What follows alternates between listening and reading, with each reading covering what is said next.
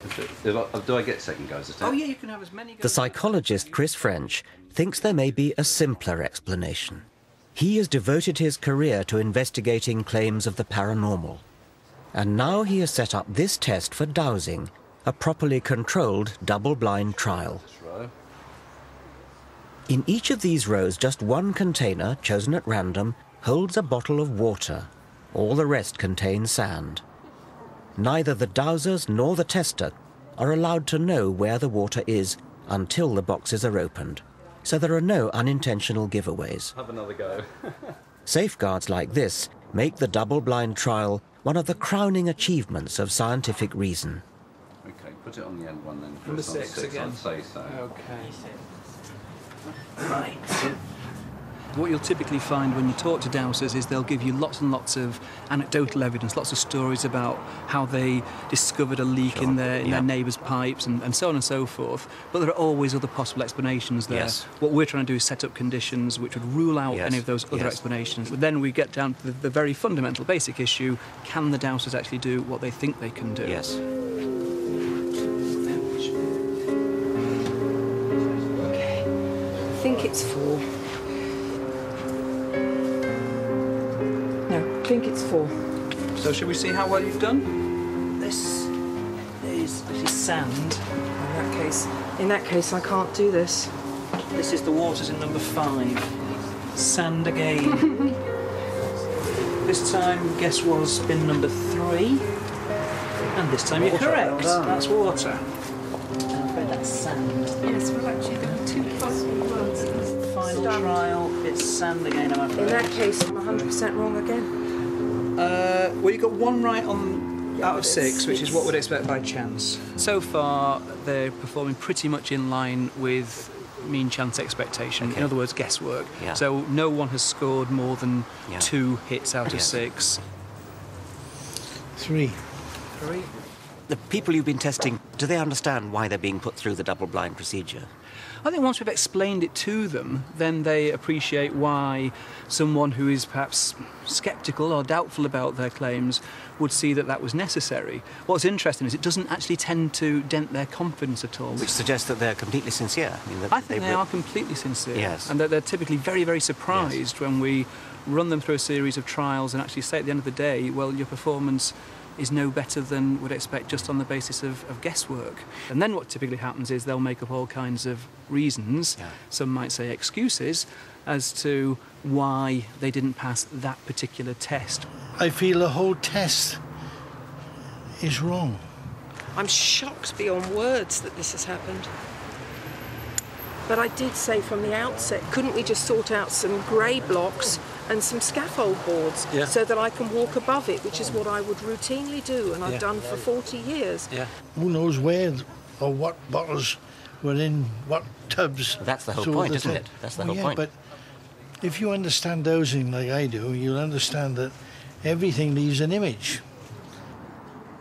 This state of denial is extraordinary. Even when confronted with hard fact, these dowsers prefer not to face up to truth, but retain their delusion.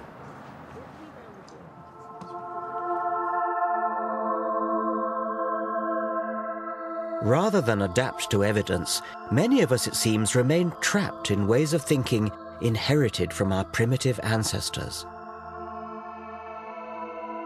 Irrational belief, from dowsing to psychic clairvoyance, has roots in early mankind's habit of attributing spirit and intention to natural phenomena such as water, the sun, a rock, or the sea.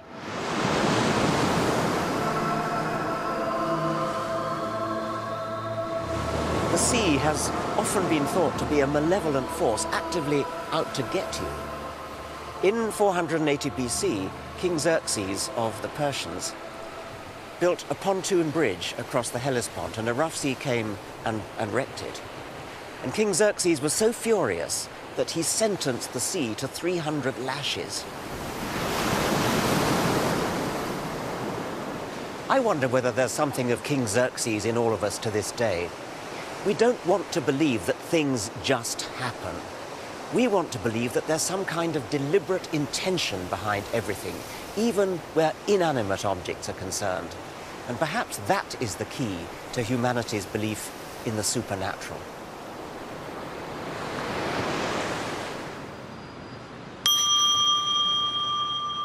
Even in the 21st century, despite all that science has revealed about the indifferent vastness of the universe, the human mind remains a wanton storyteller, creating intention in the randomness of reality.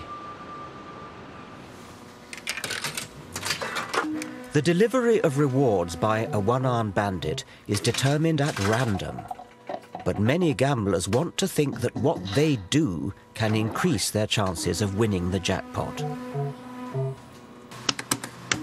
They stand on one leg or wear a lucky shirt. Are these superstitious behaviors a byproduct of our evolution? All wild animals have to be kind of natural statisticians, looking for patterns in the apparent randomness of nature when they're looking for food or trying to avoid predators. There are two kinds of mistakes they can make. They can either fail to detect pattern when there is some, or they can seem to detect pattern when there isn't any, and that's superstition. "60 years ago, the American psychologist B.F. Skinner investigated the behavior of pigeons, rewarding them with food when they learnt to peck a key in the feeding apparatus.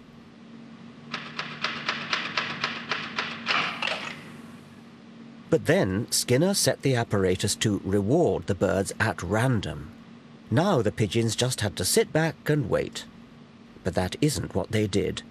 Instead, the majority developed what Skinner called superstitious behavior.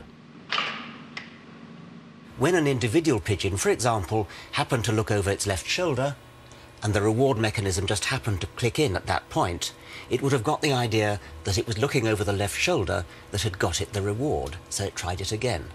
By sheer luck, as it happened, the reward mechanism delivered food at the same time again. And so the pigeon was reinforced in its idea that looking over the left shoulder was what got it the reward. And it went on and turned into a maniac for looking over the left shoulder. Humans can be no better than pigeons. We constantly create false positives. We touch wood for luck, see faces in toasted cheese, fortunes in tea leaves. These provide a comforting illusion of meaning. This is the human condition. We desperately want to feel there's an organizing force at work in our bewilderingly complex world. And in the irrational mindset, if you believe in the mystical pattern you've imposed on reality, you call yourself spiritual.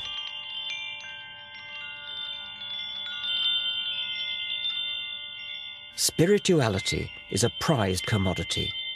The media tell us to respect spiritual souls and their apparently deep insights. Spiritual self-help guides do a roaring trade in the material world, outnumbering science books by 3 to 1. But what does spirituality actually mean?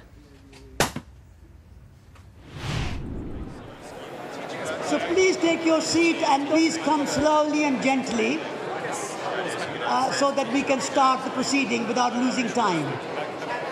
So could you please...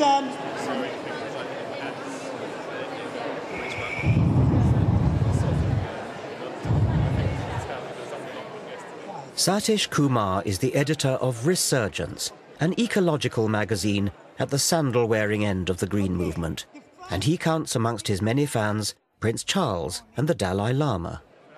I represent the entire history of evolution. I was present in the beginning, the first Big Bang, and I'll be here for billions of years to come.